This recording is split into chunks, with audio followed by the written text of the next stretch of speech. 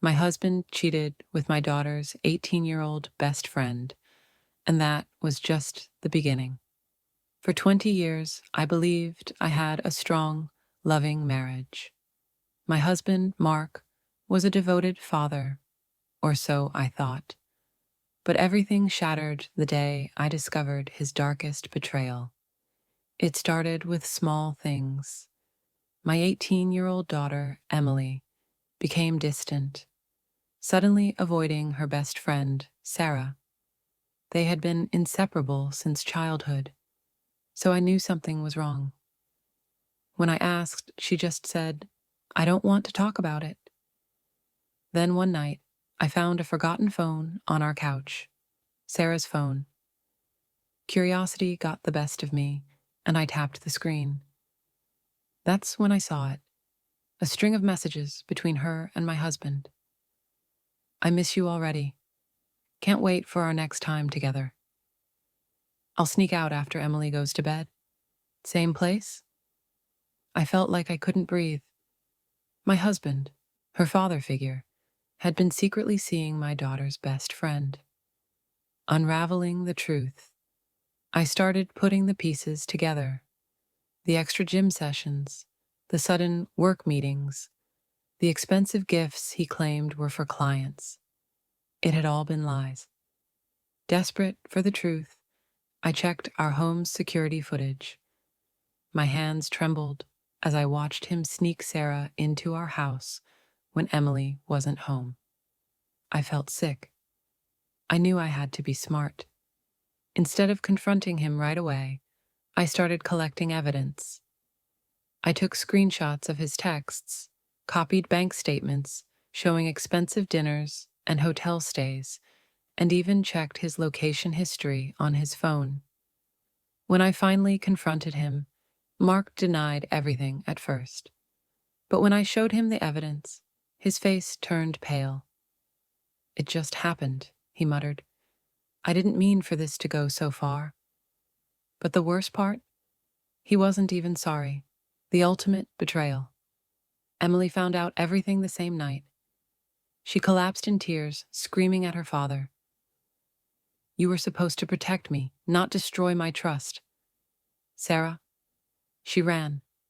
She deleted her social media, stopped coming around, and refused to face us. I didn't care about her. I cared about my daughter, who had lost her best friend and the father she once admired. Mark tried begging for forgiveness, claiming he'd made a mistake. But it wasn't a mistake. It was a choice. The next morning, I packed his bags. The battle begins. Mark didn't leave quietly. He tried to manipulate me, saying that I was overreacting and that it wasn't a real relationship. But when I showed him screenshots of their texts, where he promised Sarah he would be with her forever, he knew he was caught. Then came the gaslighting. "You're just angry because I finally paid attention to someone who appreciates me.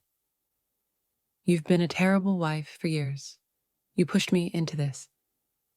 That was when I realized he had never respected me. Divorce was my only option. The divorce war I lawyered up immediately. Since I had solid proof of his infidelity, the case was heavily in my favor. Mark fought hard. He tried to drag out the divorce, demanding that we sell the house so he could take half. He even tried to push for shared custody of Emily, despite the fact that she refused to speak to him. But karma was already working.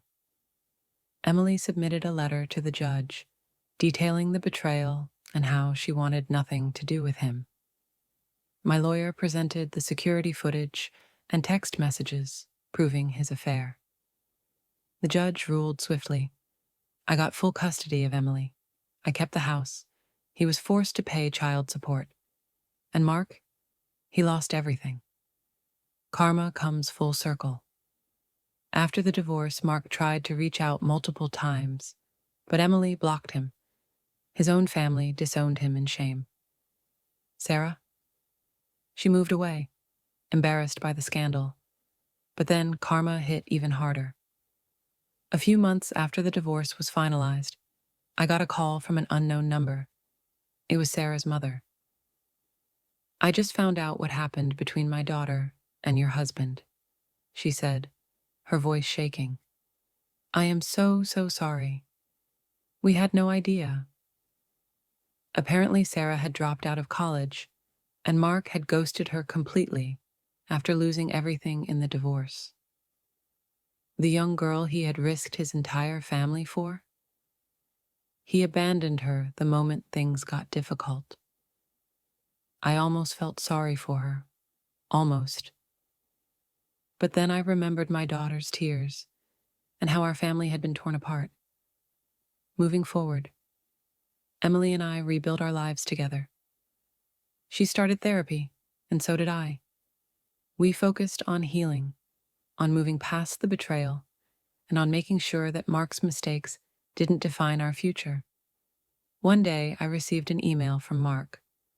"I made a huge mistake. I lost my family, my home, and everything I loved. Please, can we talk?" I stared at the message for a long time. Then, I deleted it. Because for the first time in years, I was finally free.